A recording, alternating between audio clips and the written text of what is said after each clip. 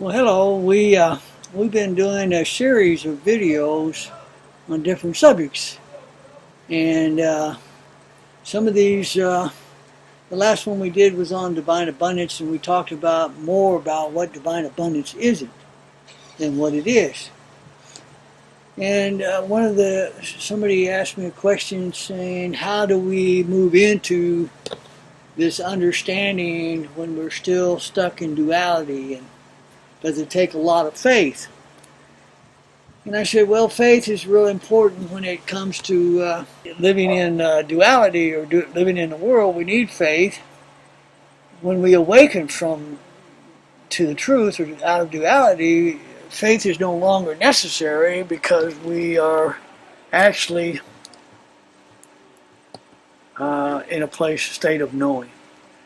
So what I want to do is I want to make several analogies and ways that can help you move into a place of this understanding of what divine abundance is.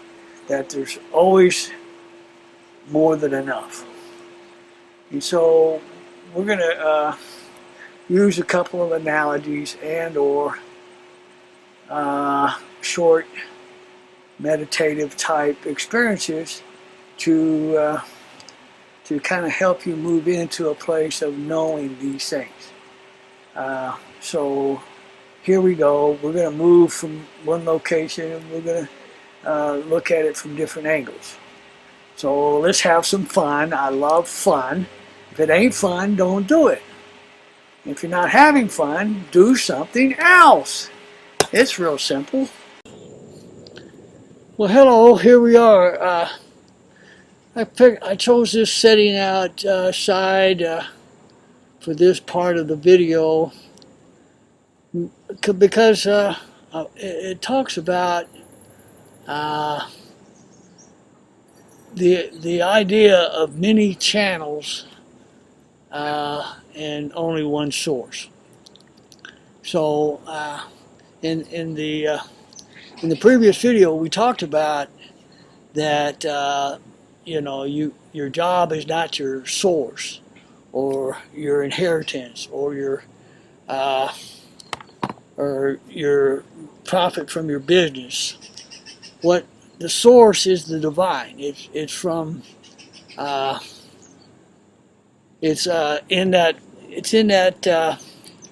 it comes from a divine source, and it comes in many channels.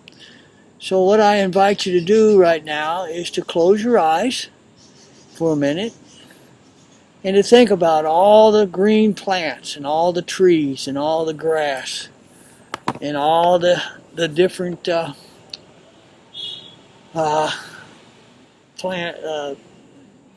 things in the world that produce oxygen. Now the plant takes in from the air carbon dioxide and it gives off oxygen. So as you breathe, think about this. You're breathing, close your eyes and think about it. Take a deep breath. Now as you breathe in this oxygen from the air around you, you're not really concerned if it's that banana tree right there, or if it's this tree right here, or if it's the grass below us that is actually producing the oxygen that you're intaking. And you breathe, you don't even struggle to breathe. It's just natural. You don't have to work at it. You don't have to make air. You don't have to make oxygen. It's already supplied. Now so sit with this for a minute and think about it. Look around you and see all the green plants. Now also, think about it from the opposite end. They're giving freely to us. This is the idea of giving. The trees don't charge us for the air, the oxygen they produce. They don't have a fee for that. They don't even ask for a donation. So in a sense, this is really an idea that we can take in about how easy it is when we're in this flow and this place of divine abundance. How easy it is to live there. We don't struggle to do it. And as we breathe out, guess what? We're breathing out carbon dioxide. And that banana tree behind me, or these plants next to me, or this grass, they're not concerned about which animal or mammal or bird or whatever is breathing out carbon dioxide for it to be able to live. It just freely takes it in as it comes. So here again, we can do this. This is a way of beginning to see the flow of giving and giving. Now we're going to do another analogy here in just a minute about this idea of give. Now giving freely is one of the key things of divine abundance. So we're going to talk about that in the next section. How you doing? So this time what we're going to do is we're going to look at the world that most people live in. The world of give and take. Now, it's not necessarily anything good, bad, or right or wrong about the world of give and take. The only problem is that a lot of people take and don't really give, or they, it's not really an even square deal. Look at what movie stars or professional athletes or politicians, what kind of money they make compared to the effort that they put into it. Now, maybe politicians give their life, I don't know, but let's don't go there. So it's not always a fair and even deal. So the world of give and take isn't always fair. So what I want us to do is I want us to begin to imagine a world. Now that, it's said that there's 7+ billion people in the world. Now, I never counted them all, so I don't really know if that's true. But let's suppose for the moment that there is 7+ billion people in the world. And here they are. We got poor people in Africa, we got rich people in Africa, we got rich Costa Ricans, we got poor Costa Ricans, we got poverty, we got sickness, we got illness. We have disparity between classes of people. And so, that's the world of give and take. Now imagine in this world that every morning, every one of those 7+ billion people wakes up in the morning, and the first thing they say to themselves is, what is it that I have to give today, and to who? So imagine the baker going in to bake bread and all his pastries at 3 or 4 o'clock in the morning, and he makes all his day's supply of bread and bakery goods. And he opens the door of his bakery and he says, come, everyone that needs something, come and take it freely. Now, he doesn't have to worry about that because all his suppliers are doing the same thing. The ones that supply his yeast and his flour and all the pastry stuff, they're saying the same thing. They say, oh, how much do you need today? What can we deliver to you? And they do it for free. And the farmer is picking his produce, and he's got his gardens, and he's got all his fruit. And he brings it all into town. He says, who needs food? Who needs fruit? Who needs vegetables? Come, take freely. And he can do that because he knows the guy that raises chickens, is doing the same thing. He's bringing all his eggs in, and he's bringing all his poultry meat for consumption in. And he's saying, who needs chicken today? Who can I give it to? Come, take freely. Well, you're kind of getting the picture here. So it's everybody is giving everything away, and so there's no there's no competition. There's no greed. It's all because everybody knows everything will be supplied that they need. So let's look at this. And so, what kind of world would that be? Close your eyes and see what kind of world that could be. A world of give. A world where everybody has everything supplied.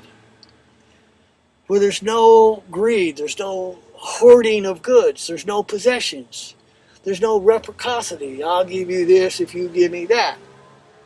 It's all freely given. 7+ billion people doing that. Well, you say, I don't have any of those things. Well, you can smile. You can help somebody across the street. You can open the door for somebody. You can be there for somebody when they need you. You can help them move or whatever they need to do. You have something that you can give. And it doesn't really matter how great or small that something is. The object and the idea here is that we give free, whatever it is we have. And so I personally live in a world of give. And you that know me know that's true. So let's look at this and let's see what kind of world that would be if everybody was living that way. Join me in a world of give. Well, hello. Here we are again. We've been talking about the idea of abundance, and divine abundance, and living in a place of knowing. And so I have one more thing I'd like you to do that can help you to realize how you've always had more than enough. So what I'd like you to do is, again, close your eyes and think about all the oceans, all the rivers, all the streams, all the lakes, even the water in the clouds. Look how much water we have. Think about it. There's more than enough water. Now, think about your own personal life. You've always had a shelter of some sort. Even if you lived on the streets or you were, lost in the desert or somewhere, you had some form of shelter. You could find some way to keep yourselves out of the elements. Most of us have lived pretty comfortable lives. And so look at that. Look how you've always had more than enough shelter. And look at the way you've lived. Look at your clothes. Clothes are one of those things that seem to grow in the closet, kind of like plastic grocery bags.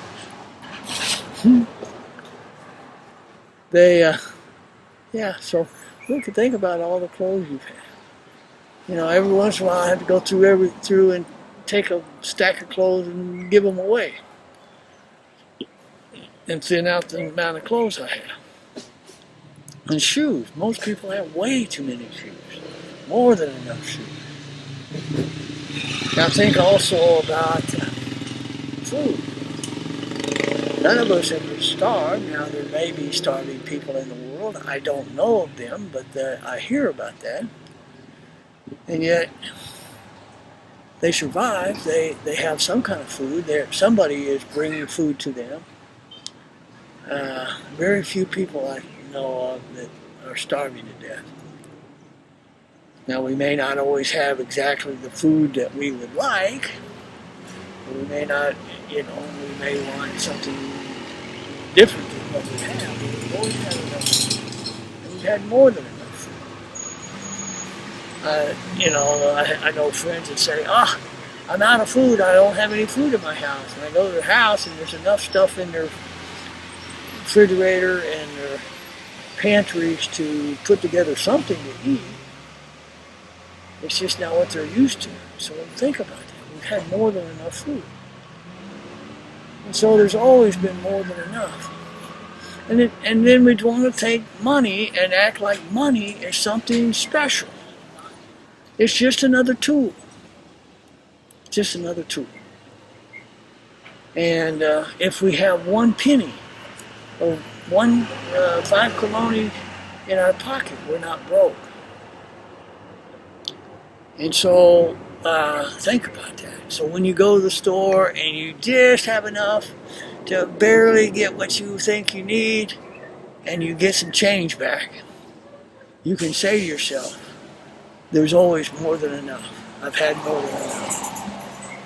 And if you find some money on the floor or in the street or under the car seat or in the cushion of your chair, pull that out and remind yourself, thank you for this symbol of your divine abundance. And be grateful. And gratitude is such a vital part of this divine abundance paradigm that we can live in. Being grateful for what we have. Being grateful that we've got more than we need. And so let's take this to heart. Practice this. And as you do, you'll begin to see that you've always had more than enough. And divine abundance will be given to you. Now, the other thing I was saying is about giving. I tell people the best thing you can do if you're down to your last 10,000 colones or your last $20 bill is to give it away to somebody. You keep it and you barely can, it won't get you much. But if you give it away, you're opening the flow of divine abundance back into your life. And so this whole idea of freely giving, here again, comes. And it's such a vital part of divine abundance. So if you have questions about what we've said in this video, please comment below or send me an email or call me and we can talk about it. If you have other things that you'd like us to talk about, we will. Something that's come up and I think is real vital is divine health. And how we can live in a divine health beyond the world of medicine. Beyond the world of good diet, beyond all those things. And so maybe we'll do those. Let me know. I love you. We'll talk again soon. Bye.